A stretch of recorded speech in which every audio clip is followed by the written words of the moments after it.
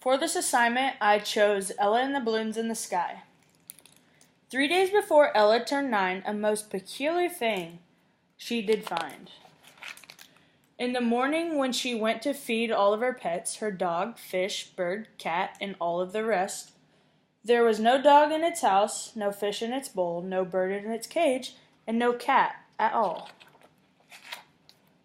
"Where are you?" she asked. "Where have you gone?" She searched the whole house and even in the lawn. Then from the sky she heard some faint sounds, like a bark and a chirp and a splash and a meow. There, up in the clouds afloat overhead, they were tied to balloons, yellow, blue, green, and red. "Come down," Ella cried. "Come down and stay." But they rose higher and higher and farther away.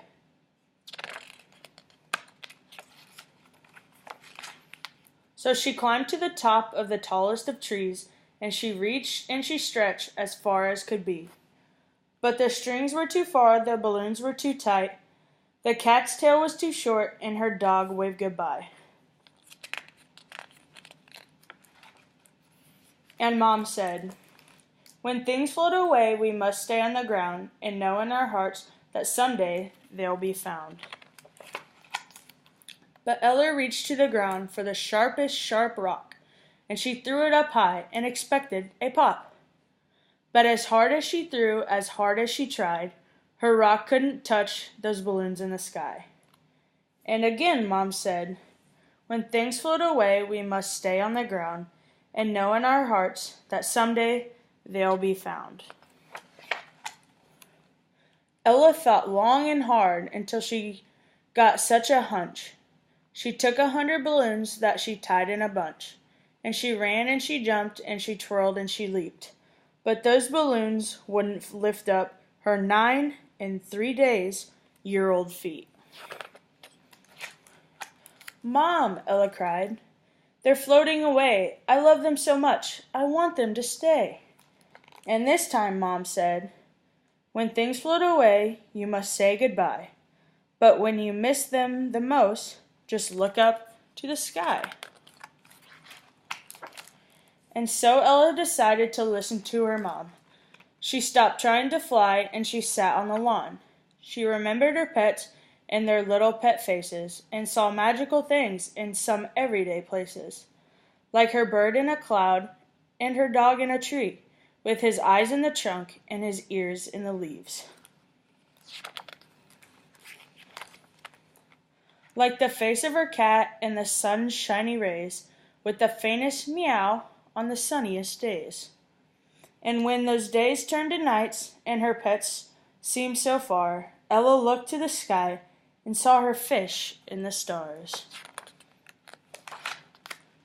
It was then that she knew it wasn't goodbye, that her friends weren't lost up there in the sky.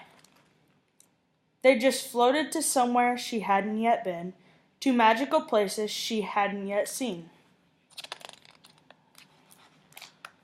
As long as she knew they could always be found, they'd stay in her heart right here on the ground. The end. So I chose this book because I thought it was a fun and different way to teach children about the loss of loved ones, whether that be a parent, relative, or even pets in this case. It does a good job of describing death in more than just a derogative way. Almost, it talks about the balloons, and I think that's a good whimsical way for kids to learn about death and how they might feel when they lose someone or something to death or just some type of loss. Another thing I like about it is that it reassures children that just because someone or something might not be physically there with them anymore, they can be present in many different ways. Like in the book, Ella saw them in the tree, like she saw her dog in the tree or her bird in the sky. People can feel people in their hearts, or different things remind them of the loved ones that they may have lost. So overall, I think this book does a good job of teaching children that death is okay, or losing something is okay, and that you they're still there with you, even though they're not physically there with you. So